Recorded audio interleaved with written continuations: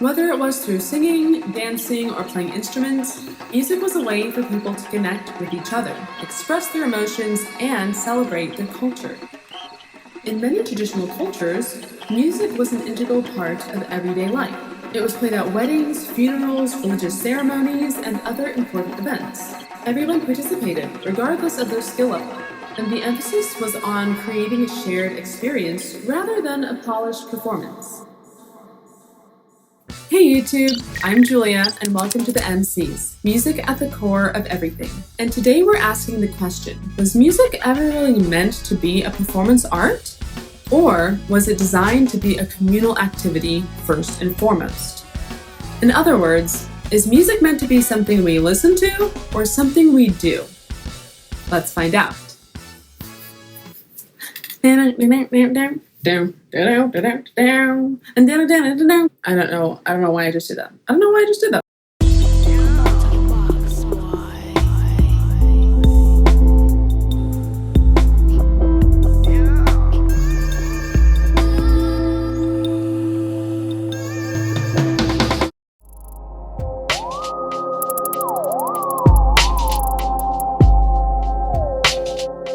So right about now, the most discerning and intelligent of you already are asking, what's the difference between communal art and performance art? If we're just defining communal art as a lot of people participating in the same songs that they already know, then isn't a concert the same thing? 1,000 people singing together, dancing together, all focused on the same thing, the performer on stage. And actually, what about the performers? They may be on stage or around a tiny desk, but they're feeding off of every single one of those people who are sharing in the experience. What about the band? The one behind the artist? Or bands in general? Aren't they performers and participants? Wait, isn't every band both? And every orchestra? Isn't this all just like your opinion? You know, that's just like your opinion, man. Stop. Relax. Breathe. Yes, that is all true. Just take a breath. And let me tell you what I mean. In today's music, communal art refers to artistic expressions that prioritize the community engagement and participation. It emphasizes creating an inclusive and interactive environment where the audience actively participates in the music-making process. So the goal is to foster a sense of community and shared experience, where everyone contributes to and feels a part of the artistic expression. But let's take a look at where it started. Ancient participatory music. Why is that word in here so much? You try saying it, Doug. You try saying it, okay? It's hard. Ancient participatory music was primarily focused on the community's immediate engagement rather than the presentation to an audience. It served as a means of cultural expression, communication, and bonding within the tribe, reinforcing social cohesion and transmitting cultural knowledge and values across generations. It involved the active participation of the entire community, with everyone contributing through singing, dancing, playing instruments, and rhythmic movements. On the other hand, when I say performance art, Mike Tyson on the booty?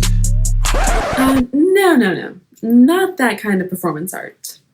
I mean art made to be performed, created by some for the sole purpose of showing to others. And it's not free, this showing, is it? Let's be honest, we're talking about consumable art. Even if it's free, when you listen to it, you are the consumer of it, not a participant in it. It's made to be sold to others, and ideally for the purpose of being able to make even more music, because it costs money to make music. Instruments cost. Vocal lessons cost. And recording time. And the time it takes to make a song that you will actually like enough to just listen to it. Like, because you like it, not because it's a part of some ritual or societal expectation or necessity. You just want to hear it. And that takes time, expertise, and money. The moolah. You know what I'm saying? You know what I'm saying, America? You know what I'm saying? So, When I say music that is meant to be performed, I really mean music that is meant to be consumed by those who didn't make it. Hence the question, is music meant to be listened to? That's a form of consumption. Or is it meant to be engaged with? Equal parts shared and received. How did we get here? Now, let me be clear. There's absolutely nothing wrong with artists being paid for their art. I'm an artist, and this top ain't cheap. Oh, these earrings ain't cheap. This makeup ain't cheap. Okay, I just made a little jingle there. But also, I like to eat food from time to time and not live on the street, and that costs money because we live in America. Everything costs money. Capitalism! Yay! Inflation! Yay! You know what I'm saying, guys. Despite what people may think, thanks to all free content 24 hours a day, every day, constantly scrolling online reality show we live in today, it still costs money to make music. No matter how it may have sounded when I said it earlier, we can argue the point that music as a consumable item might actually be good. It might be a good thing for the artists that can now be paid what they're worth, and the consumer who now has more choices of great music to choose from on demand at their pleasure. So, let's talk about how we got here in the first place, shall we? And not surprisingly, we're going to start in church. Hallelujah! I mean, we all knew that's where we were going to end up at some point, right? If we're talking about music history, we're going to talk about the church. Amen? Music has been used for religious purposes during every period in human history. It's simply the most common intersection of history, stories, common goals, and community cohesiveness that there is. Communal music is as religious as it is educational, political, or anything else. Now, when you're communicating stories and ideas through music, all of the shared knowledge is communal, but over time, the stories get longer and the ideas change. When you're trying to pass down stories and ideas that get added to over the centuries, it gets harder and harder to remember. Don't forget we're talking about religion here. Changing a story or performing the wrong ritual could get somebody's head cut off. Yeah, so to avoid that, one day someone wrote it down, the stories and the music. And on that day, the people who knew how to read and write literally held the key to the rest of the community's relationship, to God Himself. When the writing began, in came the scribes and the church musician. Now, the power of God's words and songs weren't something shared and passed down in public ritual. It was preserved by a specialized, educated few, because it had to be. Gotta get your education. The old ways just became too unreliable as the community evolved. And there it is, music's first step into the specialized musician, separated for the first time from the consumer, no longer the participant in its creation. One of the earliest known systems of musical notation is the Hurrian hymn, notation from about 1400 BCE. It consisted of cuneiform symbols, representing pitches and durations of notes. But in ancient Greece, around the 6th century BCE, a more advanced musical notation called neumes was discovered. I'm not going to go into what they were here, but they provided a general guide for singers and required oral tradition and training to fully interpret. Training being the operative word there. I know a lot of really talented Greek singers, actually. Yeah, that's very interesting. Very interesting. Somewhere in the Middle Ages, chanting and polyphony were the dominant forms of music, and notation allowed for the creation of more complex musical compositions. The development of polyphonic music led to the creation of choirs and the emergence of professional musicians, who were trained in music theory and composition. Yeah, I can tell you, music theory, composition, Sorry to all my composers out there. It's hard. It's like really hard. I had to compose some stuff for music theory back in, college. Always dreaded that, especially on my exams because it was timed. I'm like, I know this probably sounds really bad. I'm trying to follow all the rules, but it probably sounds like During the Renaissance, music continued to evolve as a specialized art form. The emergence of humanism led to a greater emphasis on the individual expression of emotion in music, and the rise of secular music as well. Hallelujah! Sorry, church. The development of opera as a new genre brought together music, drama, and visual arts in a way that elevated music to a more prominent role in society. Damn right it did. Professional musicians were in high demand to perform at courtly events and for wealthy patrons, leading to the establishment of music as a prestigious career. So where are all the wealthy patrons out there? I'm looking for wealthy patron. Or if you have a wealthy court that I could join, I'll put on my Bridgerton dress and I'll come over. Put on my little Marie Antoinette wig. I got you. One could actually say that there would be almost none of the amazing advancements we enjoy today in music if not for this path of specialization, virtuosity, and wealthy patrons who financed its existence. Music becoming a commodity in itself isn't a bad thing. If you think about it, it's just something that kind of had to happen if we were going to preserve it. Let me tell you guys something, because this just ruffles my feathers, because over here in America, the government doesn't provide financial support for the arts. Over in Europe and other countries, the government, there are state and government opera houses.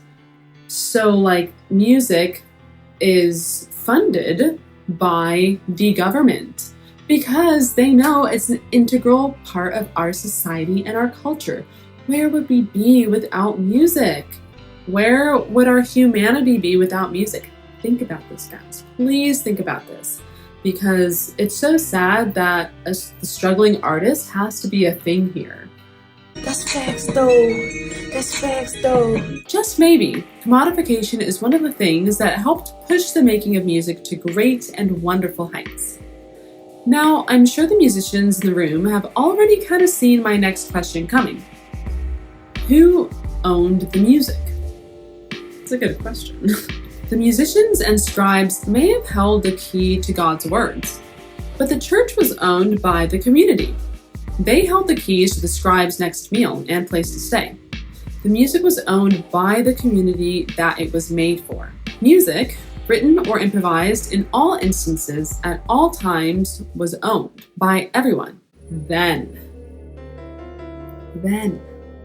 on a cruel, cruel day in 1548, King Henry II of France granted Nicolas de Chemin ownership of his organ notation. You done messed up? This is the copyright, the original. This seemingly innocuous act marked the beginning of a new era in which music was transformed from a communal cultural knowledge into a private property. Instead of being a shared cultural knowledge that belonged to everyone, it became something that could be owned and controlled by a select few. While this concept has led to many important innovations in music and other creative fields, it has also been the subject of quite a bit of controversy and debate lately. Some argue that the commodification of music has led to a decline in its cultural significance, as it has become increasingly divorced from its communal roots. Others argue that it's led to greater creativity and innovation, as artists are able to profit from their works and invest in new projects. Regardless of one's perspective on this issue, it marked a significant turning point in the way music was viewed and valued. And that is where the disconnect happens. Value. Look, I'm not going to talk about how the ownership of all music in the hands of so few forces its value to decline while its price goes up. Nor am I going to go on and on about how the race to profits devalues the artistic expression to the point where music made by a machine is the same or better than a so-called artist. Because all the music sounds the same and is meant to sound the same because it lines the greedy musical oligarchy's pockets with blood-colored gold. Oh.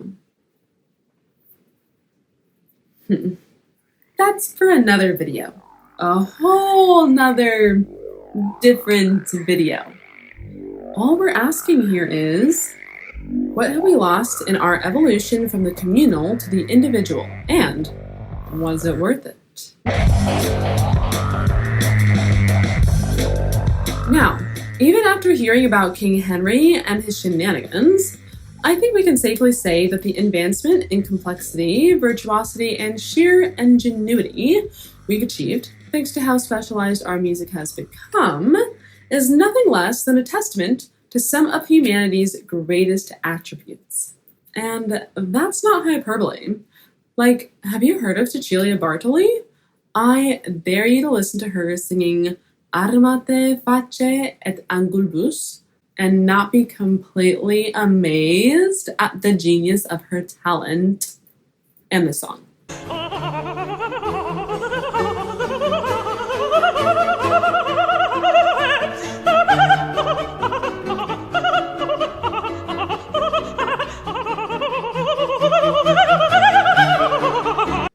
Like, I'm serious.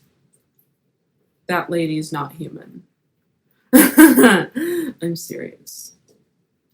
Written by Vivaldi, yet another incomparable musical genius.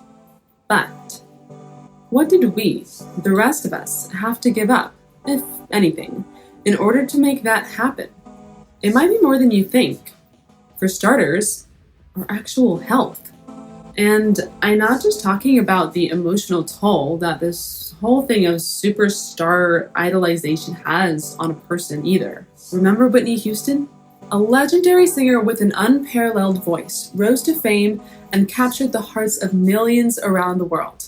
But sadly, it also led to a heartbreaking downfall. As her fame grew, so did the pressures that came with it. Substance abuse became a haunting presence in Whitney's life, overshadowing her immense talent. That kind of psychological damage is not uncommon.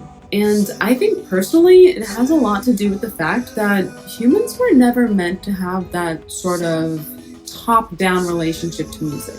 This is real and a problem. But I'm talking about physical health in your body.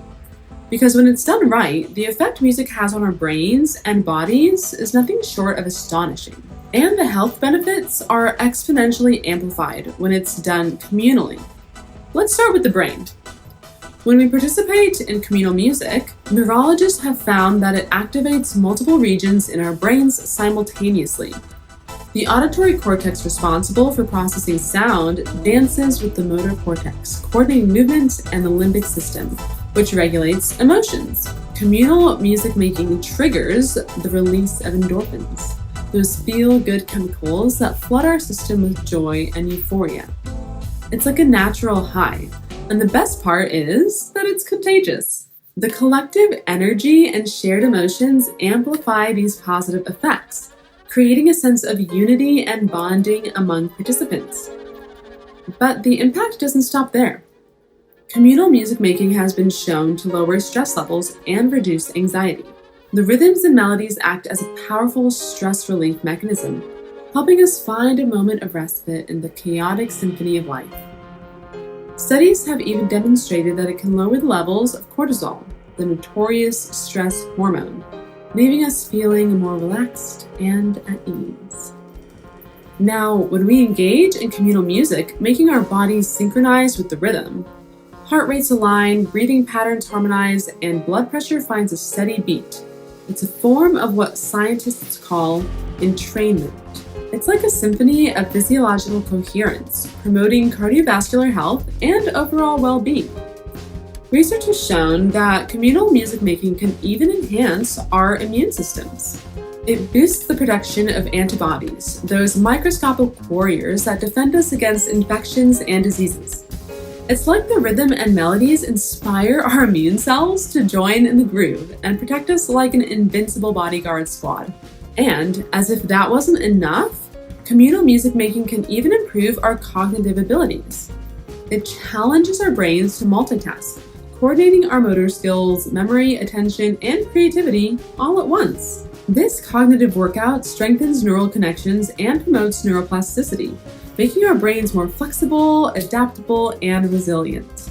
I think that's kind of a lot to give up for individual genius, but physical benefits of communal art, not just music, are still secondary, in my opinion, to the social benefits. The type of society that makes a Whitney Houston is also the type that both worships and demonizes expression.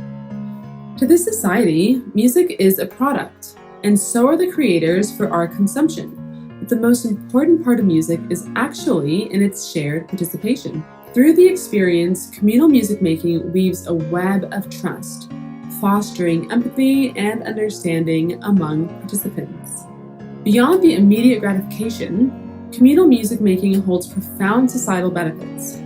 Even today, where people have tried, it becomes a platform for fostering inclusion. As the first note resonates through the air, something magical happens. The boundaries that usually divide us begin to dissolve, replaced by a sense of collective purpose. The music acts as a universal language, transcending the barriers of language and culture. That actually makes me think of, there's like a quote from Mean Girls where Katie with a C is talking about, it's like, why do you like math so much? Oh yeah, I love math because it's like a universal language. It's the same in every culture. She's actually the hottest person at that school. I'm not buying that. It empowers marginalized voices, giving them a stage to be heard, appreciated, and respected. Moreover, communal music making acts as a conduit for emotional release. In the embrace of rhythm and melody, people find solace, channeling their joys, sorrows, and aspirations into melodies that resonate with the collective heartbeat of the group. It becomes a cathartic journey where burdens are lightened and souls are uplifted. Ultimately, communal music making is more than a harmonious affair. It showcases the extraordinary capacity of music to bring people together, fostering a sense of belonging and community that reverberates long after the final notes fade away. A musical culture like that cannot make a superstar. A culture like that creates strong nations. Again, that's not hyperbole.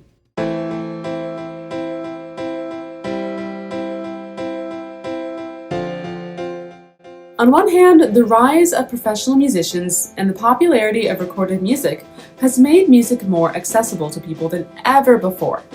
And for all the reasons we stated, including health, that's a good thing. The growth of the performance model has also allowed musicians to make a living off of their art, which was not always possible in the past. Music has undergone significant changes throughout human history, from its origins as a communal activity to its current form as a performance art. While these changes have allowed music to reach more people than ever before, they've also led to a loss of the community aspect of music. As we continue to evolve as a society, it's important to remember the origins of music and the role it played in bringing people together. And there are places where this idea is coming back, probably even in your own city. There's a drum circle in the park, or a communal music making event that meets regularly somewhere in your city. You won't need skill or practice or even an instrument most times. You only have to participate and stop listening to the music and judging your own work, but be the music. As said, we're all musical beings. Well, that's it, guys. Please let us know what you thought of the topic today. Comment below. Hit that subscribe button if you liked the video. Hit it if you didn't like the video. And don't forget that we have merch, and you can join the channel to get benefits like early videos, merch discounts, members-only live streams, and more. My name's Julia, and you're watching The MCs, music at the core of everything. See you in the next video. Bye!